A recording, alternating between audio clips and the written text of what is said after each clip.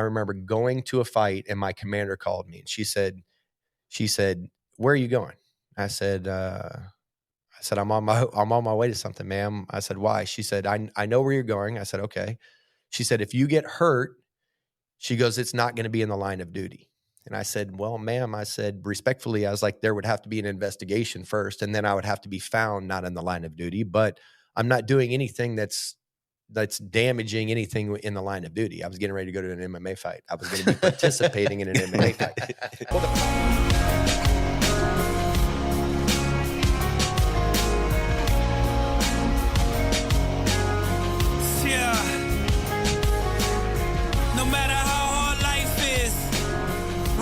Charlie Mike. Yeah. Let's go.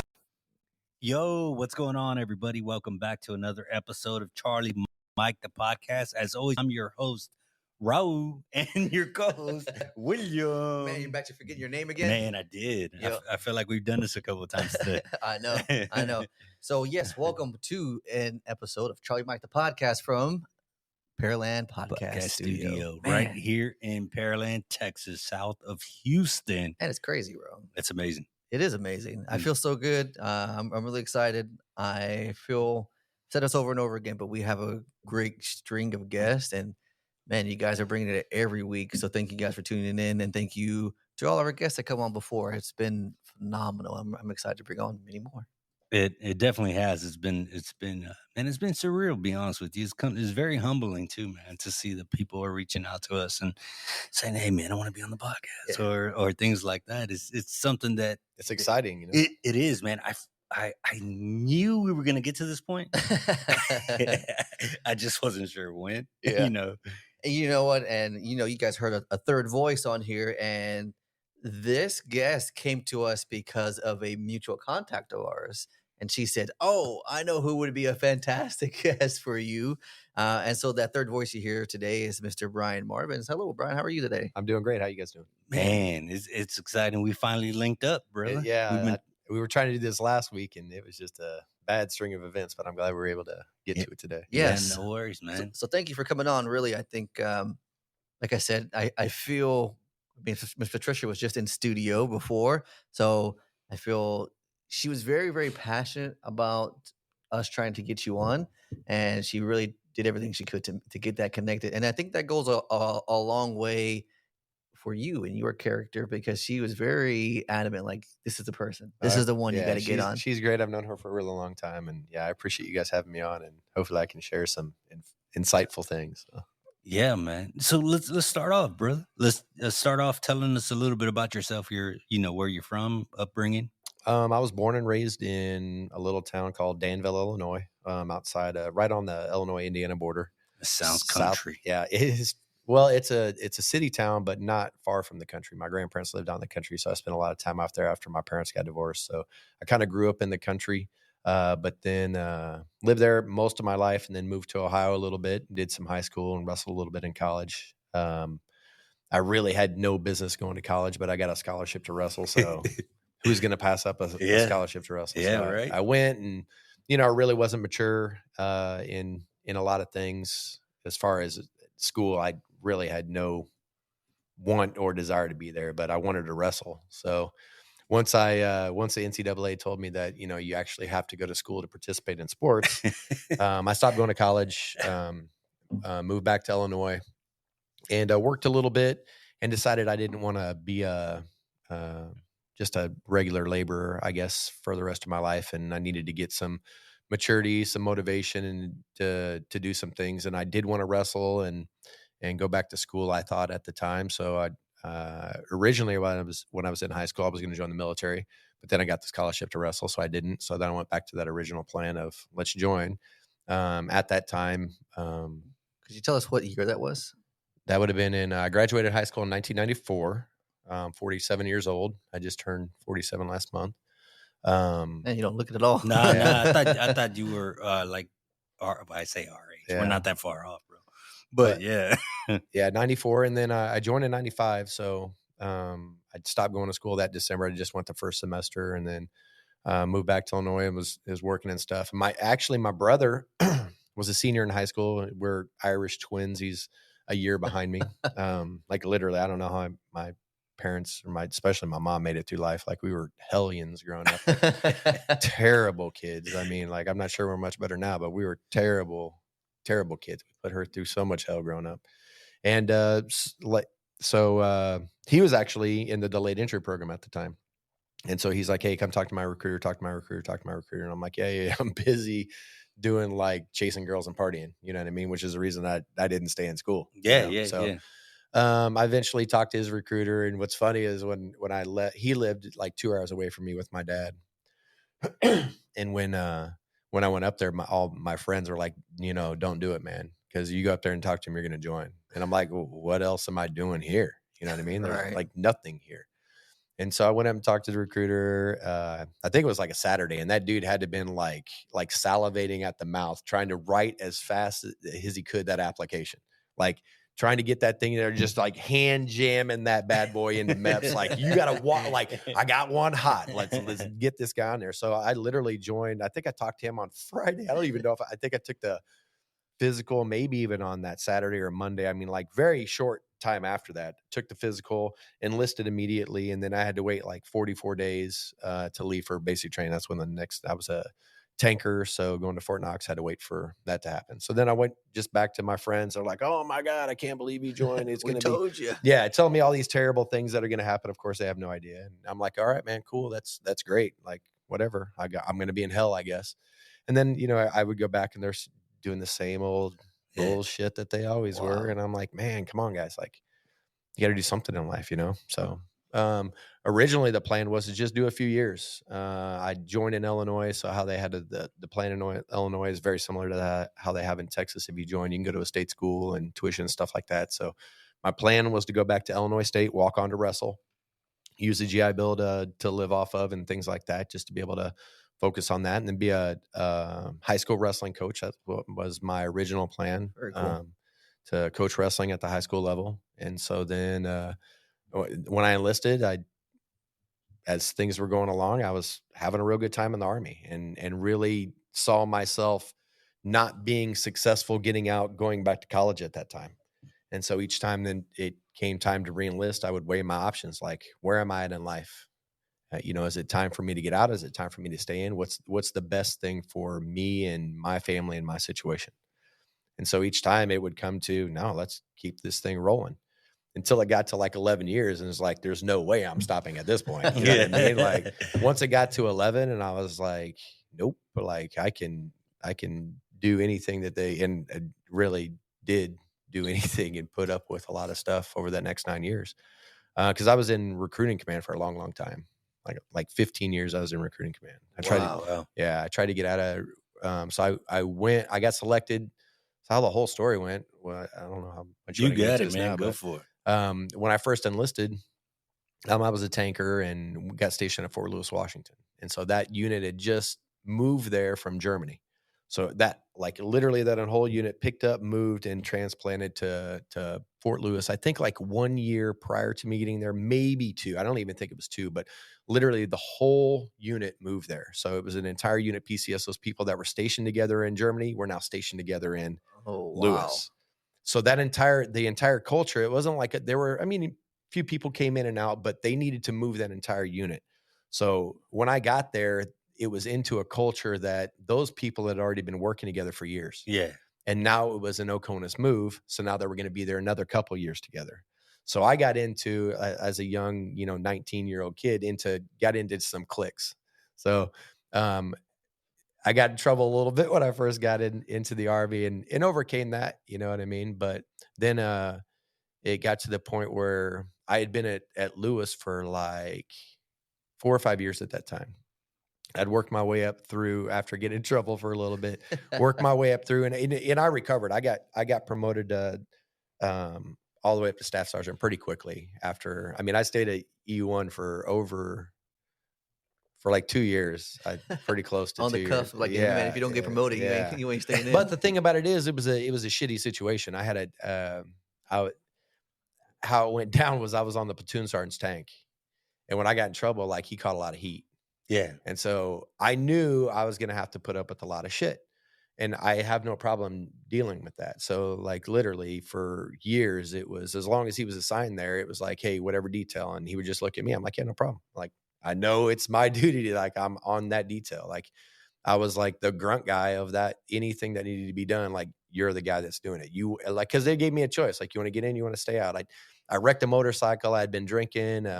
Instead of getting a DUI, I got Article 15. You want to get out, you want to stay in. Like I'd only been there a very short amount of time. And I'm like, give me a chance. Like I fucked up this situation. Like I'm a good kid, but please give me a chance. Yeah. And so they did, but that platoon sergeant like wasn't feeling it. He's like, all right, I'm going to give you a chance and I'm going to work your ass until another guy got there. And then this new platoon sergeant came in and he saw he didn't know what was happening. But when he got there, he was like, why are you an E1? And so I was like, well, when I got here, I messed up. And then, since then I've been here. And he's like, no, we need to rectify this situation. So like literally I got promoted immediately, almost immediately of him getting there and making an assessment to E2. And then as quickly as they could get me promoted to E3, I got promoted to E3. And then as quickly as I could get promoted to E4, and then I was moving up the ranks as a gunner. I got promoted to corporal, which there weren't even a lot of corporals at that time, but that's what they wanted to do. They promoted me to corporal at that time. And so I obviously had made a change in my life. You know what I mean? So I got promoted pretty quickly to staff sergeant, and I'd been there at Fort Lewis for a while. And I'd heard all of these horror stories about Korea. And like usually Lewis, the bouncing point was go to Korea, work on tanks, Camp Casey, go there for a year, come right back to Fort Lewis. Like that's what at that time, that's what the rotation was. And I was like, I had just gotten married. My daughter was getting ready to get born. And they're like, hey, you're going to Korea. And I'm like, I really don't want to miss the first year of my daughter's life. I was like, send me to Germany. I'm like, there's still tanks over there. They're like, well, we can't. I said, I was trying to go to a bunch of different places and they said, okay, well, we're going to send you to recruiting. I'm like, well, I mean, that's better than nothing. So better than going to Korea in my mind at that time. So dun, dun. You're right. So I went to recruiting. And so then I got to recruiting, and then it was really a great situation because I went back to the Midwest. They're like, you're from the Midwest. Wow. We're going to send you back to the Midwest, but we're not going to send you to Illinois. Cause I was like, I tried to go back to where my dad lived because that was the original plan. Get out of the Army, move back to Illinois, go to college. So I was like, well, if I could do that while in recruiting, well, let's try to do that. Get back to close to home. Well, I got pretty close. I got back to Iowa. Well, I had wrestled my whole life up to that point. And when I got to Iowa, what better place in the world to be involved with wrestling than in Iowa? And so I immediately tried to negotiate a way to become an assistant coach, a volunteer assistant coach on a high school wrestling team. And so then through that, I mean, I really, really enjoyed, that was like kind of the start of the enjoyment of being able to help people. You know what I mean? As a leader, all the courses as you go through in the Army, you're trying to help soldiers, but you're really trying to influence them to accomplish the mission. You know what I mean? You care about their feelings. You want growth and development, but overall, the mission is what you're trying to accomplish. But when it came to this situation, it was like, I want to accomplish the mission of getting people in the Army, but I can't do it in a manner that people are going to be like, all that guy wants is to put people in the Army. I had to do it in a manner that people are like, well, this guy really cares about what he's trying to do. Yeah. And what I found with, if you showed them that you really do generally take concern about their lives and what they want to do, then recruiting is easy at that point. I put in a person from Cedar Rapids, Iowa, a Medal of Honor winner. Like he earned the Medal of Honor. Yeah. Out of Cedar Rapids, Iowa. Wow.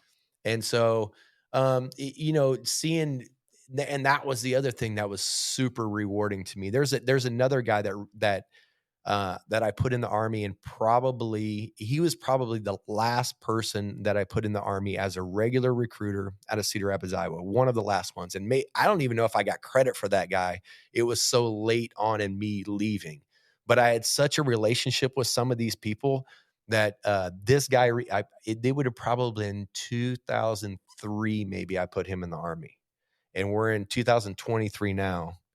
20 years ago, I put him in the Army. He reached out to me like 3 months ago. Hey man, I don't know if you remember me. I'm like, of course I remember you, man. He filled out his whole life story for me, told me about everything that he had done in the Army, everything that he had been able to accomplish, all of his family, all of this stuff, everything that's happened after the fact. And man, just to be able to see that thing was super, super cool for me. Was he still in the service? No, he was out at this time. Okay. Moved back to Iowa, but back in Cedar Rapids, doing great things back there. Yeah. But to make a long story short, I got selected I was in recruiting for a while, and then 9/11 happened. And then I was like, man, I love helping people, but I joined the Army to do other things, not this. And so I had just switched to become a full-time recruiter because I enjoyed it. And I was like, is there any way I can go back? And they said, no, you're stuck in this now. So then I was like, well, I'm going to be in here for a long time. There are a lot of different positions that you can do in recruiting. So then I tried to work to get to some better, cooler jobs, which I eventually did later on. So you brought up 9/11, and we always like to talk about that a little bit with our guests because, a lot of us experienced the same situation or similar situations. So where were you?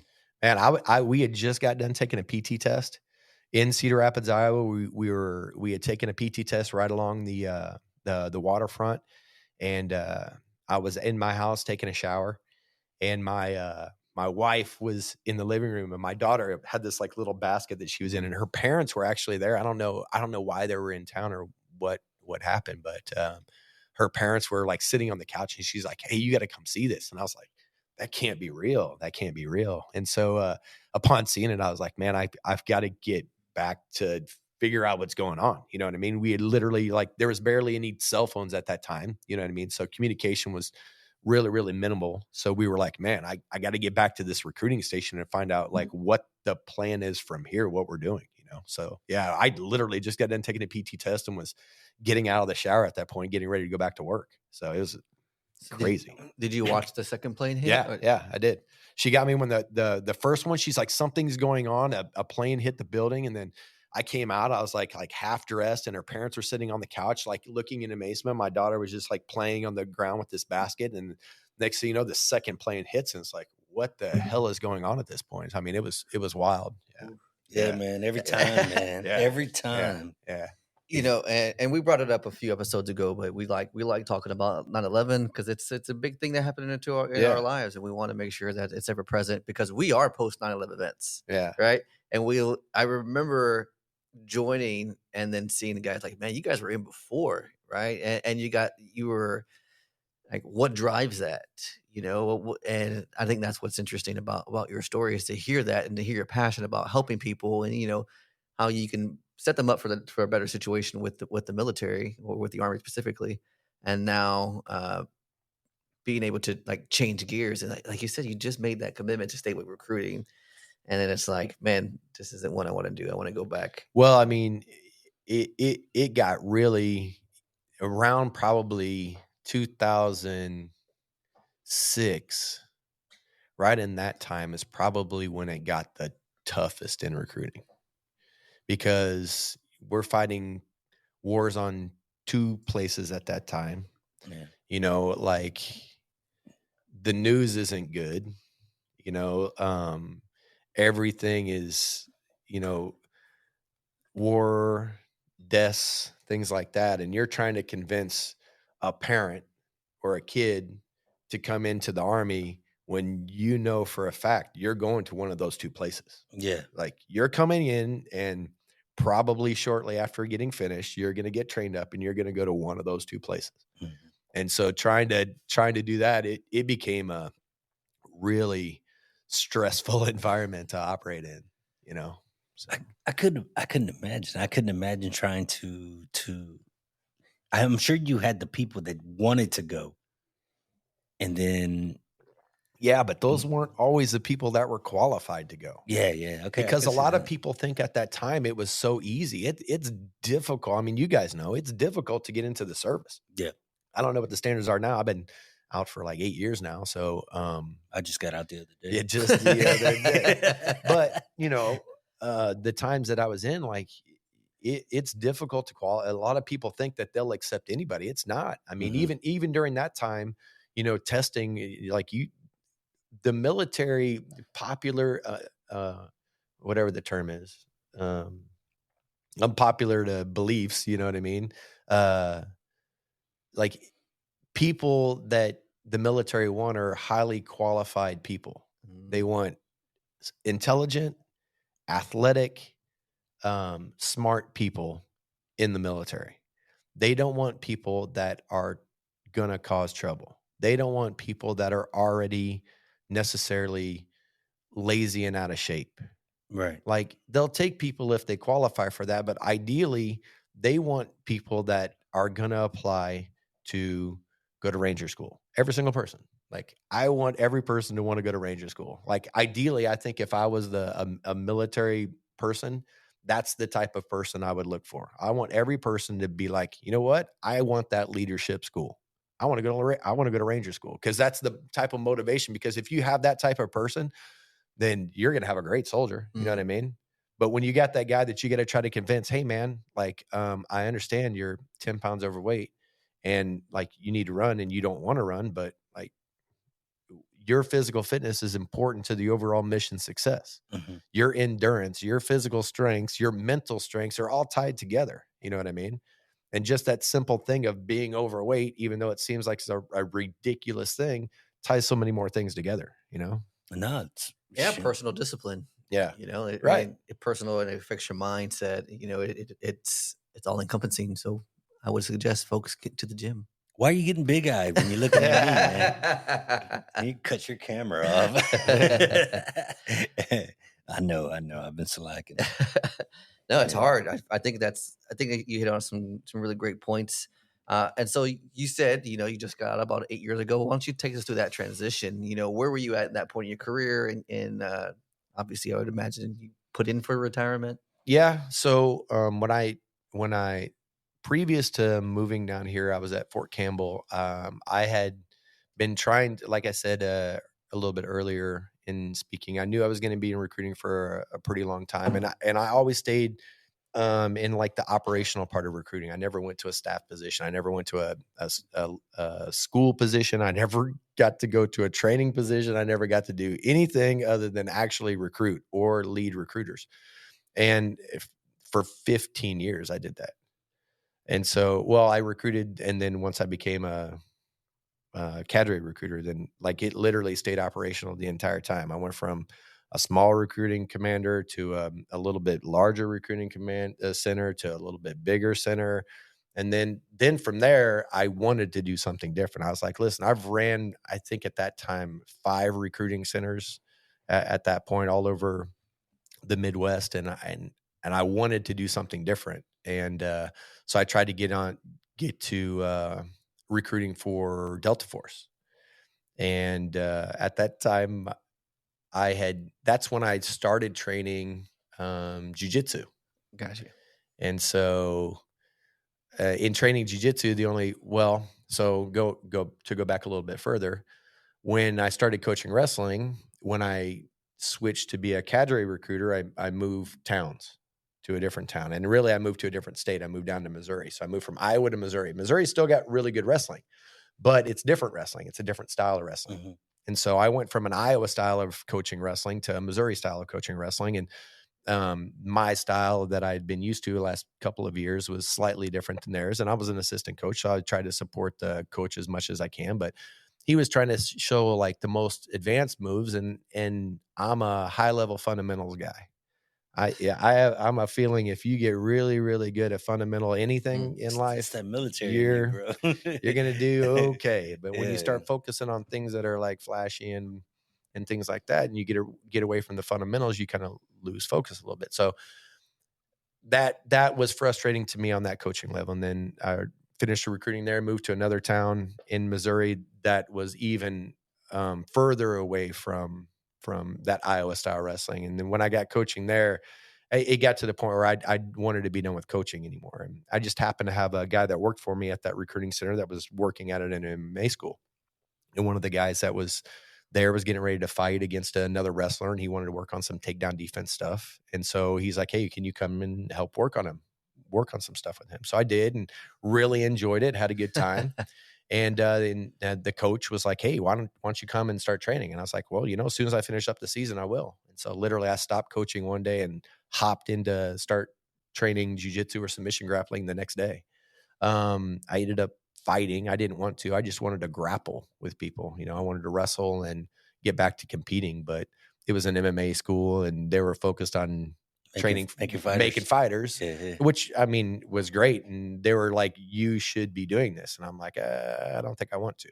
But I ended up fighting a bunch. And then I moved again to another town and had one last MMA fight. And that town that I moved to had regular jiu-jitsu. It wasn't just an MMA gym. It wasn't just a no-gi place. It had structured jiu-jitsu and it had like gi jiu-jitsu and no-gi. And it was but that was in like 2007, maybe 2006. So, I mean, really, really early on in jiu-jitsu. There wasn't a lot of jiu-jitsu in the United States still at that point. Not a lot of black belts too. Well, MMA was still kind of underground, right? Well, not really underground, but it was still really in its infancy. Okay. A lot of places only had amateur or they didn't have amateur. Some places it wasn't even regulated. So I moved down there and started training regular gi jiu-jitsu.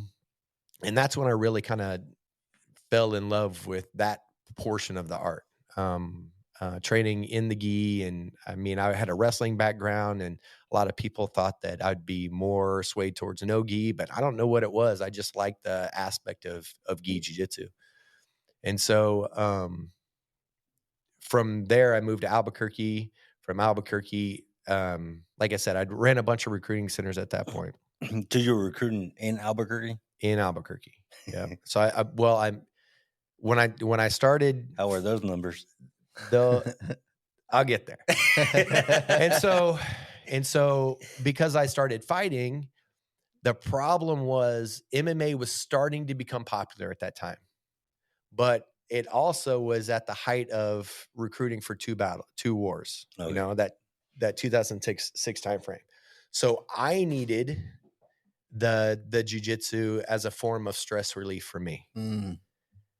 But my command didn't need jiu-jitsu as a stress relief for me. They needed me focused on other things. Yeah. And so when I'm getting stress relief from jiu-jitsu to be able to not go crazy, they're trying to make me crazy. And so what eventually ended up happening, remember I told you I did end up winning a fight, but I ended up fighting and they were all on weekends. So it never interfered with any job or position or duty or anything that I had. But at that time we were working like the most insane hours that you could ever imagine. Like you could talk to any recruiter, anybody that was ever in recruiting, and they'll talk to you about crazy hours. But if you want to talk to like crazy hours, talk to anybody that was that led a recruiting station between the years of 2005 and 2008, and they're going to tell you how crazy those hours were. I remember the recruiters because I got recruited in 2005, bro. Yeah. So, I remember I had already weighed in. I remember going to a fight and my commander called me and she said, where are you going? I said, I'm on my way to something, ma'am. I said, why? She said, I know where you're going. I said, okay. She said, if you get hurt, she goes, it's not going to be in the line of duty. And I said, well, ma'am, I said, respectfully, I was like, there would have to be an investigation first. And then I would have to be found not in the line of duty, but I'm not doing anything that's damaging anything in the line of duty. I was getting ready to go to an MMA fight. I was going to be participating in an MMA fight. Well, the problem that I had was I had leaders that out of one side of their mouth, they were bragging about how they had a guy that was an MMA fighter. Yeah. Oh, yeah. And on the other side of their mouth, they were bad mouthing me about how I took so much time away from work. At 8 p.m. is when I would start my training. Like literally, I wouldn't be able to start training until like 8 or 9 p.m. at night because that's the time that I would get done. Or I could train at like 5 o'clock in the morning because I would have to be in the office by 7 a.m. So I'm like, we're talking working hours from 7 to 9, like working like just 7 days a week, pretty much those hours. And so the stress relief that came from it was like really rewarding. But then on the other side, you've got one person that you've heard bragging about the things that you're doing and accomplishing, not only at work, but on the extracurricularly, but they want to have so much micromanaging control of you.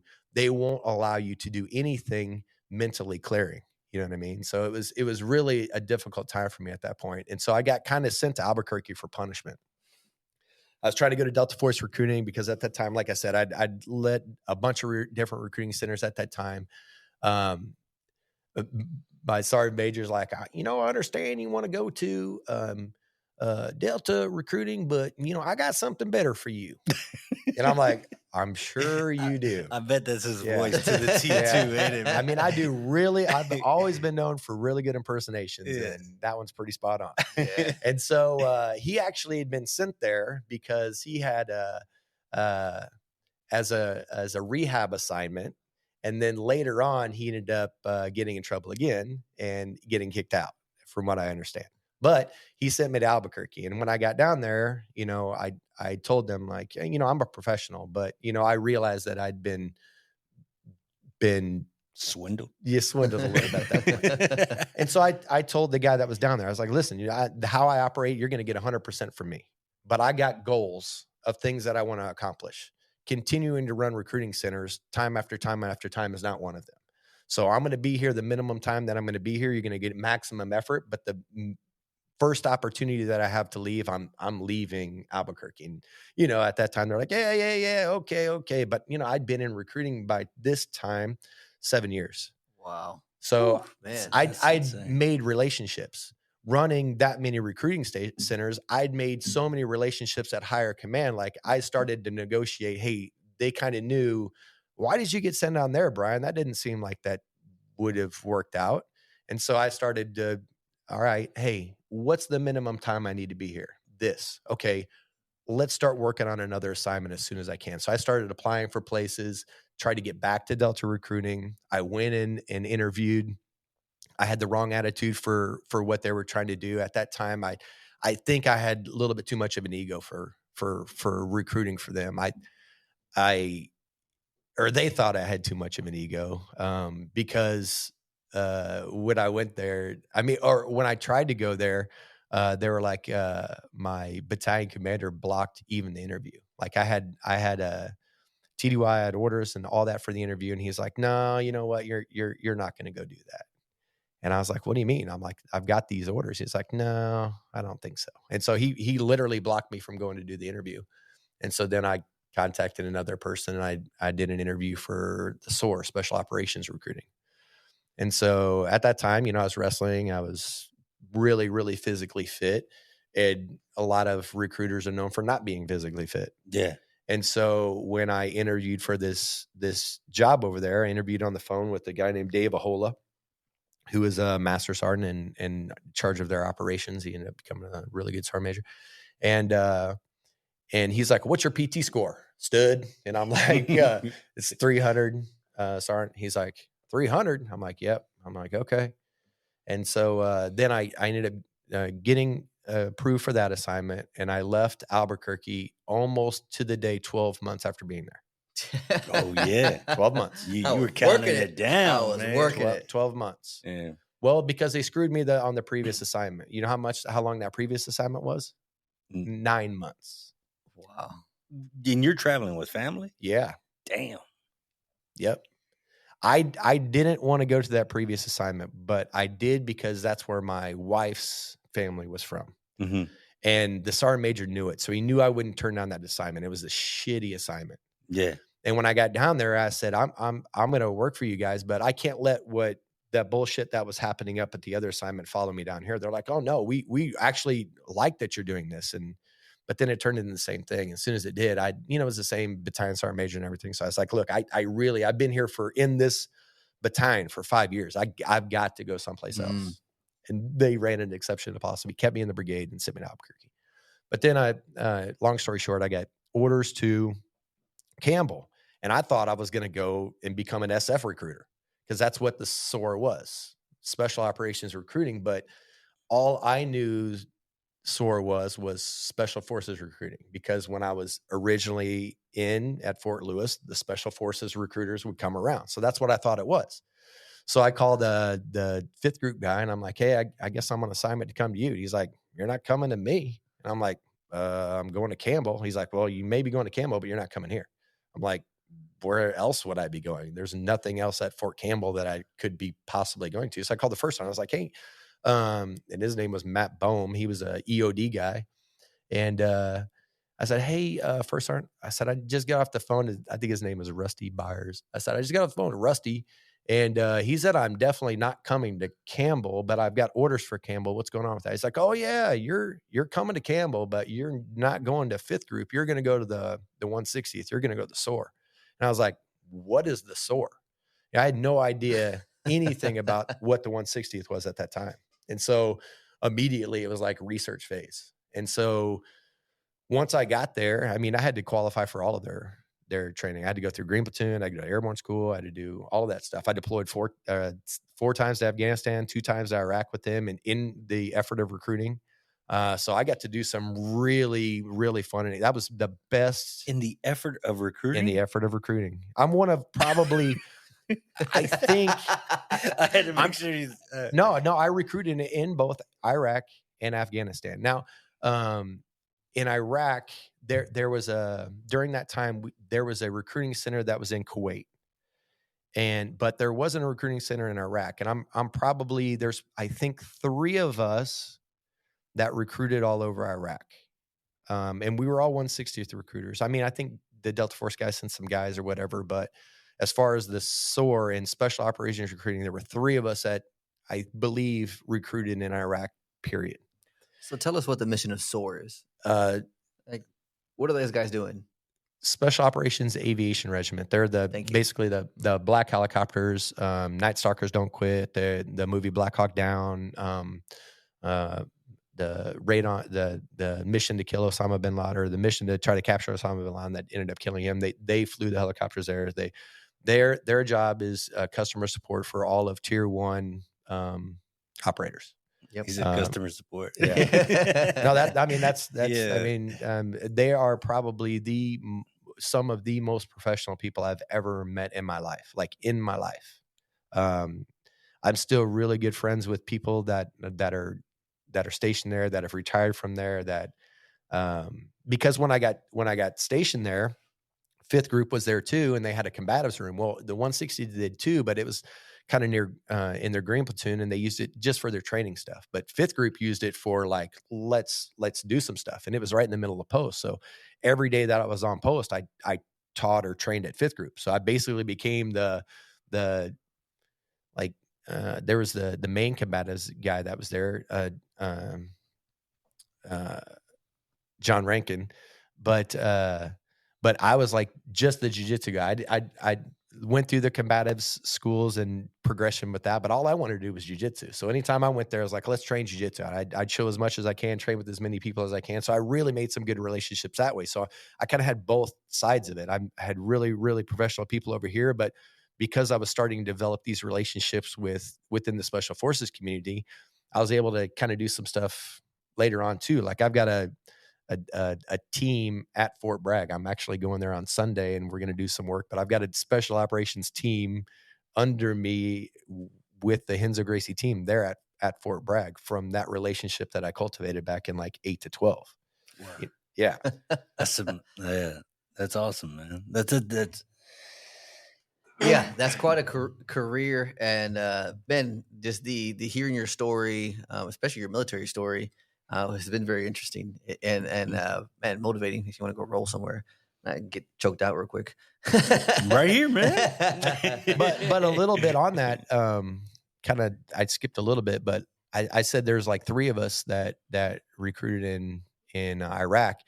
Like I said, there was that center in Kuwait, but then once we started doing 2 fronts, they tried to bounce a recruiting center to Afghanistan. And there was a special operations recruiting center in Afghanistan for quite a while. And we went, the last trip that I took to Iraq was the site survey for the center going to Afghanistan. My first trip there was to determine where we were going to try to place that. Then I went 3 times after that. So that trip, the guy that went with me, we're probably one of the only few that recruited in both Iraq and Afghanistan. There's like 2 of us that have done that, I think. 2, maybe 3. Wow. Yeah. That's so interesting. That's craziness. It's such a smaller community, you know?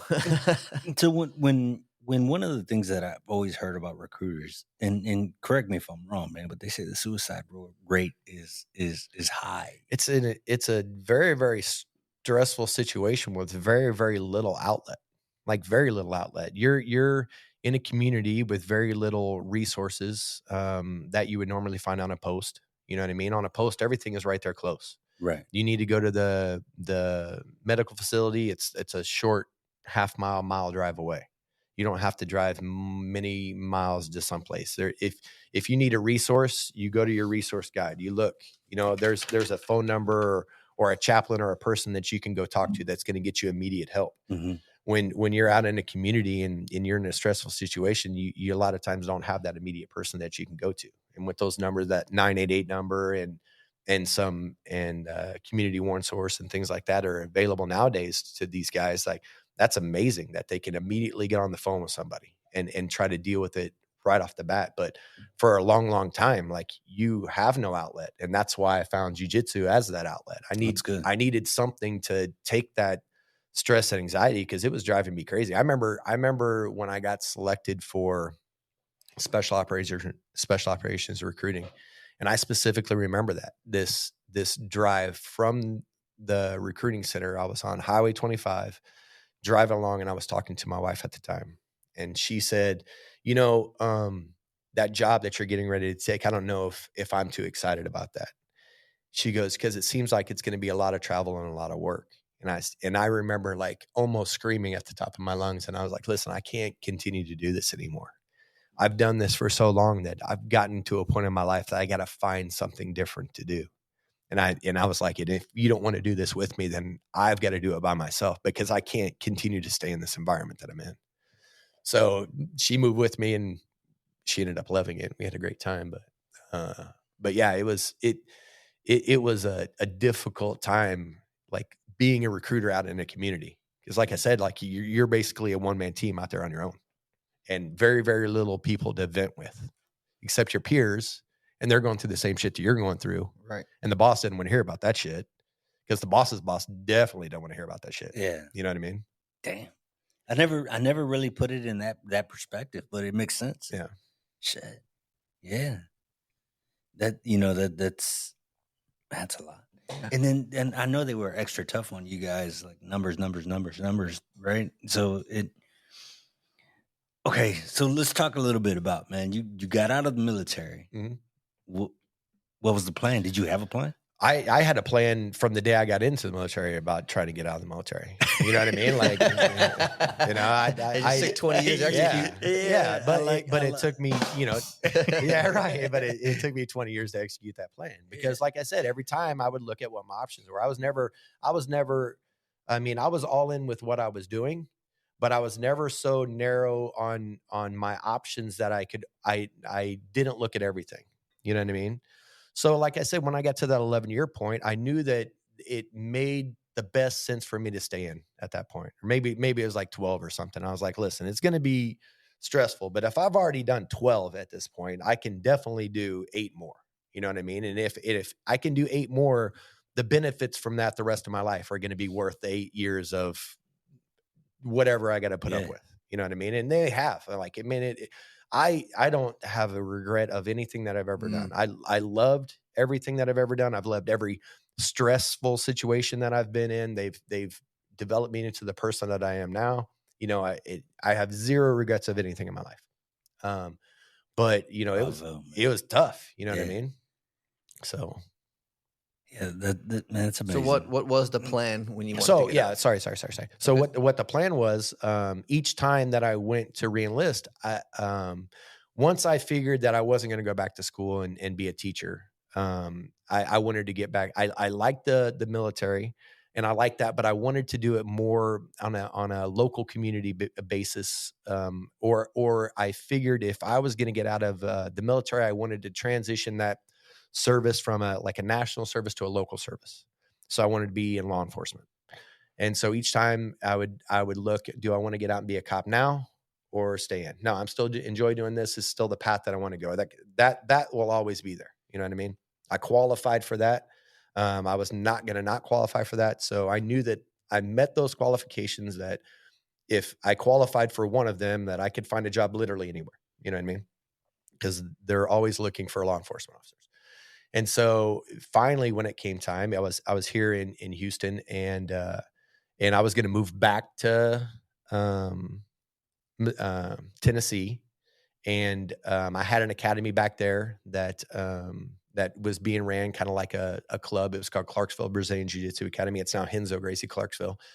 But it was within this my current partner is within his business. So we'd pick up mats, put them down. So it's kind of like clubbish, you know what I mean? Not like a regular school or an academy.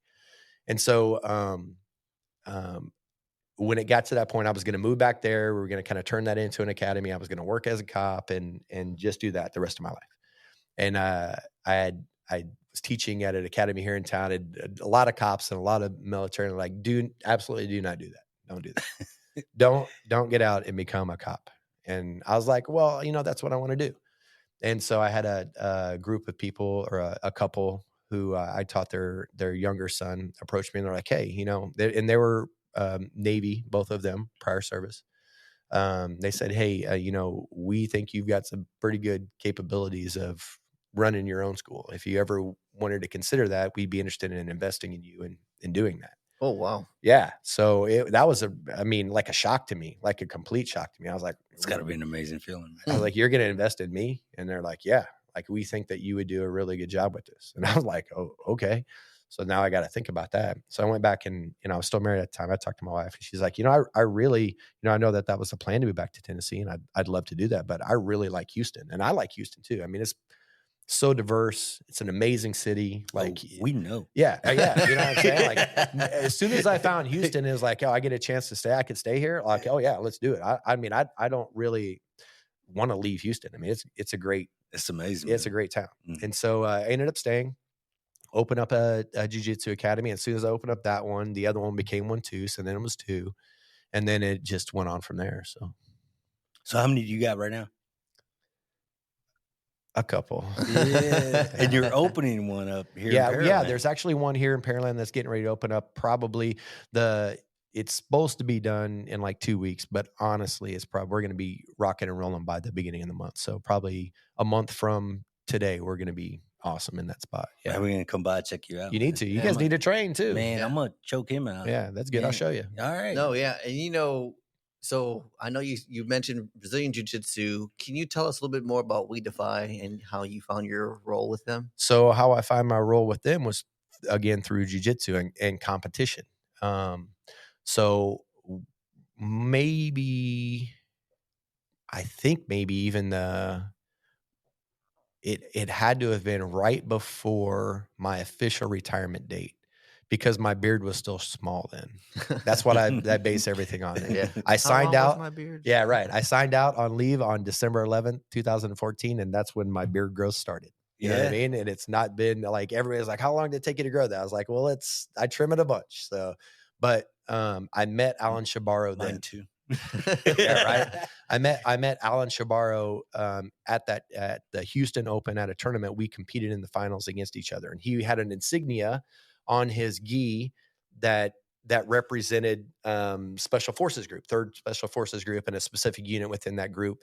And I was like, hey man, like I'm still currently I'm almost out. And he didn't want to hear any of that at that point. And we kind of talked a little bit after the match, and one of his really very, very good friends is Tyler Broussard, and he's a really good friend of mine. So I was like, Tyler, you're friends with him. I'm friends with you. Like I want to get connected with that guy. If he's another veteran, like and he does jujitsu, like I want to know him, you know what I mean? And I want to get connected with him. And at that time they were doing stuff with Mission 22, veteran suicide was so high, and I was getting out, and I was like, I want to be a part of that too. And so, and I try to get myself invited into that through Tyler. I'm like, Tyler, let me help through jujitsu with what you guys are trying to do with Mission 22. So there were like 5 of us that would go around: Tyler, myself, Alan, Pete Wilhelm, Chris Howder, who is one of the Dirty Dozen in jiu-jitsu, like the 9th person to ever be, and 9th American to be promoted to black belt, and just an amazing human being, would go out and do seminars with us to help. Kurt Osiander, which was a really popular guy for a while, would go and do these seminars, and literally we would travel over as many seminars as we could do and as we could set up, we would try to do. And as much awareness and as much merchandise as we could sell and as much funds as we could raise for the mission, or for Mission 22 to raise awareness for veteran suicide, to try to do something about it. And all the money that we were raising was going to a bunch of different programs. And I've brought this up like probably 3 times over the last like 2 weeks. But my assessment, this is what I assessed out of what I think was happening. Joey, who is a triple amputee, Joey Bosick, and Alan had come together to kind of start a foundation called the We Defy Foundation. But it was really kind of in its infancy. You know what I mean? They had identified something, and they saw something that they could do really, really great with. And we were kind of doing this one project, and they wanted to give this other project some more emphasis because we were doing all these seminars and we were in jiu-jitsu, but the money was going to other projects. And I think that they wanted to use jiu-jitsu to raise money for jiu-jitsu, back into jiu-jitsu. So they took the We Defy Foundation, and we started doing seminars and fundraising for that. Mission 22 had reached a point where it didn't need us doing monthly seminars. Well, I mean, it always appreciated that, but the fundraising effort had grown a lot more significant at that point. So the need for, I guess, small fundraising events, although raising awareness around the United States, the return on investment for it wasn't as great as what it could be. So they turned the effort, and I did as well, into starting to raise funds for the We Defy Foundation, because that was taking money and putting it into a fund, and then doing something that I had found so rewarding the entire time that I'd learned that skill, the amount of stress that it could relieve from a person, and the power of what jiu-jitsu does. And so what the We Defy Foundation is, a 501(c) nonprofit, for nonprofit organization that uses the vehicle of jiu-jitsu to take veterans and to use that as a form of treatment and physical therapy to overcome a lot of things in life. There's no one magic pill that's going to fix everything, but I tell you what, there is no one single thing that has helped me more than jiu-jitsu has in everything in life. Not just it's made me a more humble person. It's made me a smarter person. It's made me a tougher person, a lot of things, a more confident person. But and through all that too, jiu-jitsu is a way for you to grow a business. Yeah. You keep showing up, you keep getting better. Yeah. There is an end where if you're serious enough about it, you can turn it into, your own gym, and now you're teaching others. Yeah. So you're spreading that message. And now, and so you asked me how many gyms I have. So then it became, well, let's see what we can do to help others do the same thing. I had found something that I had worked for me. Mm-hmm. I've got skills. I can use those skills. Let's get on and put those skills to work. You know what I mean? So the time that I was in, all of that recruiting that I'd been doing, all that traveling that I've been doing, especially really, really where it came in when I was started doing special operations recruiting, because I was going post to post to post. But any place that had helicopters, I would go, like Iraq and Afghanistan, like literally any place that had. I mean, I went to Korea more times than I can count, and I found that I really loved that place. You know what I mean? I'd heard so many horror stories about it from that first assignment, and there was like, hey, you got to go to Korea for this recruiting trip. And I was like, man, that's gonna fucking suck. Yeah. I went there and I was like, this is an amazing cultural place. You know what I mean? Like an amazing culture. And I went back as many times as I could. Hey, we got this Korea trip. I'm good. I'll go. Hey, you got to go to Japan on this one. No sweat. I'll go to that one too. You know what I mean? So at that point, it just became as much as I could learn about things. You know what I mean? I'd been sheltered, I think, in life growing up in the Midwest, not learning very much about culture, and then getting into the Army and getting to travel like most people and learning about things and making it different, But so then, like I said, it came back to, since I was bouncing around post to post to post and training at a bunch of different places, I made a lot of relationship with a lot of different soldiers that were in, you know what I mean? And on a similar journey to where I was at, maybe not in recruiting, but probably a regular military job, you know what I mean? And so by the time that they started getting out, they've got skills too. And they've got jiu-jitsu skills as well. Mm. And so let's see what we can do to make these two things go together. So there's only a couple of them that aren't. Most of my academies are partnered with another veteran. Oh, wow. Yep. Yeah. So, damn, excuse me. Man, that's amazing. There's so much value. Yeah. Knowledge. Yeah. Knowledge that you're man, I stumbled and stuttered and everything else.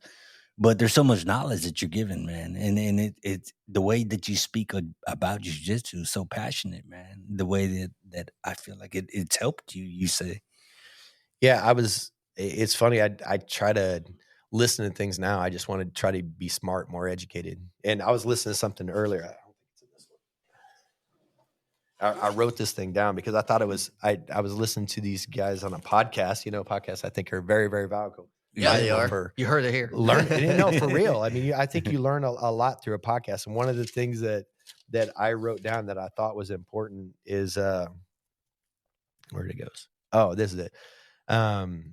It's like a jiu-jitsu instructor. I'm trying to help mentor other jiu-jitsu instructors, and I'm like, you're a life coach. You're interested in teaching personal growth and development, but you're using the power and the vehicle of jiu-jitsu to lead that development. You know what I mean? So a lot of people don't think about that stuff that way. They're like, oh, jiu-jitsu is this, jiu-jitsu is that. But no, you're just using that to help people grow and develop. You know what I mean? Mm-hmm. You can use a lot of things, but I mean, it's tough to grow and develop as a person just lifting weights. My muscles will grow and develop. You know what I mean? I can grow and develop intellectually by reading a book, but how is that going to help all the other aspects? How's that going to put it to work? Like I said earlier, there's only one thing that I've found that has all the things that you can put into life that can really do those things. And that's jiu-jitsu. It's, I don't know, crazy. No, it's a great metaphor for life and Yeah. the driver, and like we all have a goal. Yeah. Right. And it's like, but what do you do when you get to that goal? Yeah. But jiu-jitsu is the same way. Hey, you want to get to that next belt? Yep. Great. Now you got to go apply that belt. Now you can go to the next belt. And even when you become a black belt, there's still more that you can do. And even when you get your own academy, your own gym, there's still more that you can do. There's further you can go inside the sport. There's really no limit to anything that you can learn. Like once you're a student, you're always going to be a student. So write that one down. I'm gonna check it out though. I'm definitely gonna look into it now. It's hey, funny. but the thing about it is the back to the We Defy Foundation, it being a 501(c) and a nonprofit, and we're raising funds. What we were raising funds for scholarships. The purpose of that foundation is because they know the value of jiu-jitsu through Alan and Joey, and they know everything that it can do. Because of the power of jiu-jitsu, they're trying to get people into jiu-jitsu. So I'll go back to that in a second. But what the We Defy Foundation does is it provides scholarships for disabled combat veterans. You don't have to be disabled in combat. You can just be a disabled combat veteran. I think right now the percentage is 85% disabled, but they provide a 1-year scholarship to any that qualifies through their application process. Any combat disabled veteran that wants to train jiu-jitsu, like any. Yeah. And it doesn't matter if you're disabled at what level. That one of the founders, and he's now our purple belt, is Joey Bosick. He's a triple amputee. He's missing both of his legs, a quarter of one of his arms, and the other one's not in the best shape either. He has the ability to use it, but he's got slight impairment on some of his fingers, and he gets out there and gets after it when he's training jiu-jitsu. He's one of my best friends. And his cohort is Alan Shabaro, who's one of the most biggest intimidating men in that you could meet. And so you got this dude, Joey, who is a triple amputee. That's like, once he gets out of his chair, he's like sitting on the ground. And then you got Alan, who's like 6'2" or something, like 240, towering over you. And you're like, it's like frickin' frack. You got these two guys. You're like, I'll choose this one. And then that's not the great choice. You know what I mean? Because Joey knows what he's doing. Yeah. But those two guys, they realized what it could do, and then trying to get people on scholarship. And then going back to it, we moved from Mission 22 to raising funds for We Defy early on. And then we started doing that, as many seminars as I could set up. And the number was 2,500, because that's what it took on average to get a veteran a year's worth of training.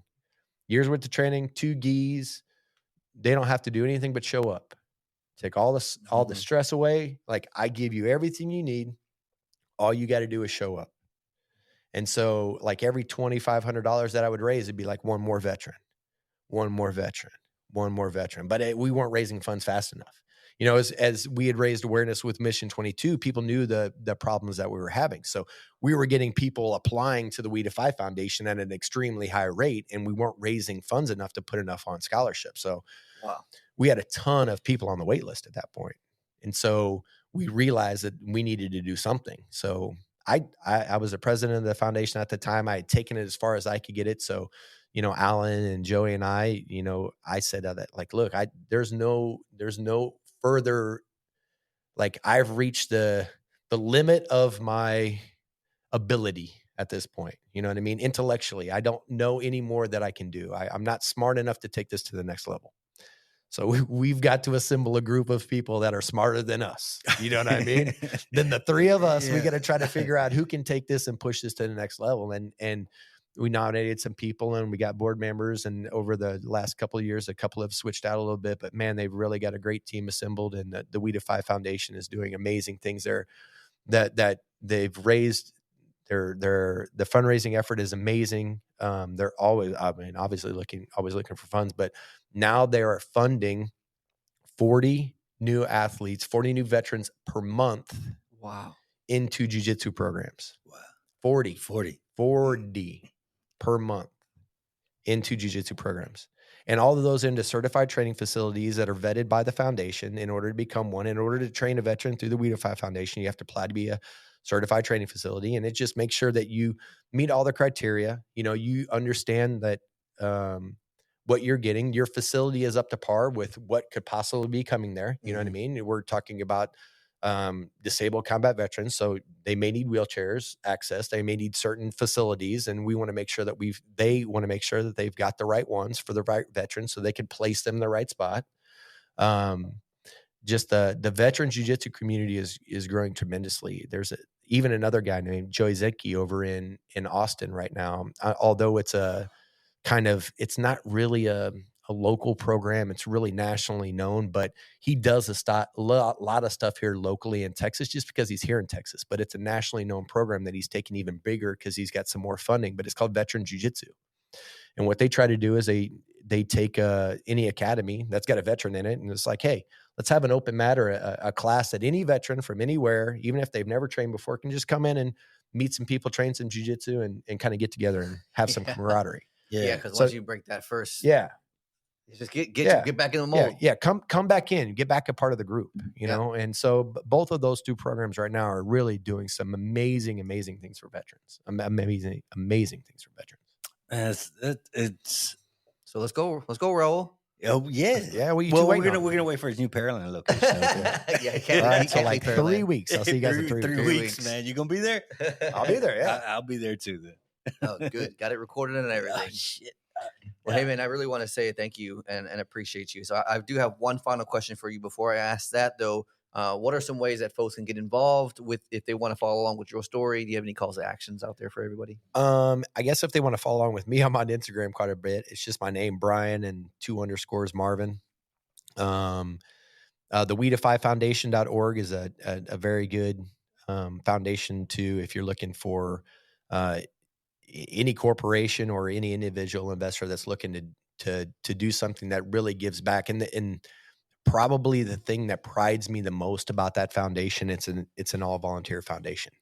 There's not like, I think the number is 83 or 87 cents of every dollar's raised goes to a veteran or goes to that veteran. There's only like 17 cents that's used for like administrative things and getting merchandise and doing this and doing that. It's like plus the ease and stuff like that. But even on those things, even though it's a purchase, there's profit that's being made on it and it's going right back into. So although it's an expense and it's technically not, it's really going right back to it because that money raised is going right back into the program. And every single person, the president, every board member, everything currently, I mean, they just had a retreat that we went on in Wilmington, Delaware to get a group of leaders together and everything. And it's the foundation is getting to the point now where the next step is going to have to be transitioning into something more of a like a corporate type deal. It's getting to the point where it's too big to just be an all volunteer force anymore. That's understood. You know? So I mean, and that's an amazing growth in that from where we took where, you know, Alan, me and Joey were like, all right, man, we got to get this thing to the next level. And then they've brought it to the point where like, listen, we need somebody to do this full time. You We can't take it as a part-time baby anymore. Man, what a blessing. Yeah, Man, so, it's amazing. It's amazing. There you go. Follow him at Brian _Marvin. Get involved with We Defy Foundation. So, and as you know, Charlie Mike means continue mission. So my final question is, what does that term Charlie Mike mean to you? Term Charlie Mike means to me is, no matter what, you've got to keep moving forward. There's no there. I teach kids jiu-jitsu, and the easiest thing for a kid to do in the face of adversity is to turn around, turn their back, and I tell those kids every single time I see it, I said, you've got to face everything in life head on. You can't turn your back on anything. So the only thing that you can do is face forward, face whatever's in front of you, and keep moving forward. So the suggestion that I would give to people is, even in the toughest time, there are people out there that are going to help you, and there are resources out there to help you. And that no matter what you're going through, you've got to continue moving forward. You cannot, under any circumstances, stop. You cannot, under any circumstances, get to a point where you're like, I can't do this anymore. You can. And on the other side of that is going to be relief. But you just got to have the confidence to know that, continuing that mission, carrying on is going to get you there. So that's the advice that I would give. That's amazing, man. And my final question for you, Brian, is who's your freaking favorite baseball team? That would be the Houston Astros. Man, that's what I wanted to hear. Hey, with that, thank you. Really, I really appreciate you guys having me. It was great to meet you. I really appreciate it. Right, Thanks, back, guys. man. Just so y'all didn't know, Brian is wearing a Houston Astros hat. So when you hear this on audio, that we like him. So with that, you guys, Charlie, Mike,